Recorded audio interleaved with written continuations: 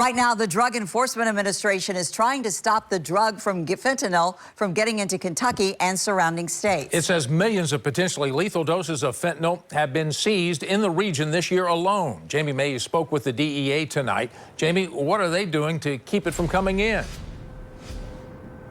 Rick, Vicky, the DEA says it's seen some success by focusing on how the drug is shipped into the U.S. The agency's Louisville division says while the number of fentanyl-related deaths may be declining, there's still more work to be done to prevent more lives from being lost.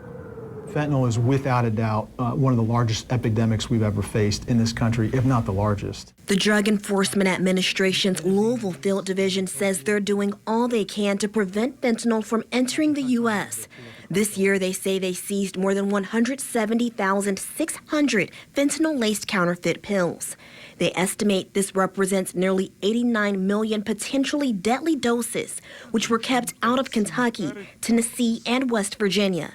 Jim Scott, special agent in charge, says 2 Mexican drug cartels are primarily responsible for producing the fentanyl that's trafficked into the U.S. And we have limited their availability in shipping these drugs to Mexico and eventually shipping them over to the U.S. He says as a result of their efforts to reduce the supply chain, they've seen a reduction in potency of the drugs which cross the border, with about a 50% drop in purity. We've also seen the number of pills.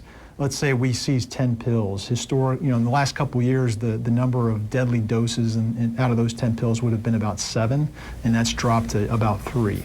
To make an even greater impact, this month, the DEA launched a campaign aimed at reducing both the supply and demand for fentanyl through enforcement, education, public awareness, and strategic partnerships. It's called Fentanyl Free America. So these organizations are adapting. They're adding new, different drugs into that same pill to try to prolong the effect of the high, to make that high more intense. And these drugs can be just as dangerous. But that just means that we respond and adapt to those changes that they make. And the DEA says they're hoping everyone from community leaders to parents and doctors will be a part of raising awareness about the dangers of fentanyl. Reporting live, I'm Jamie Mays, WLKY News.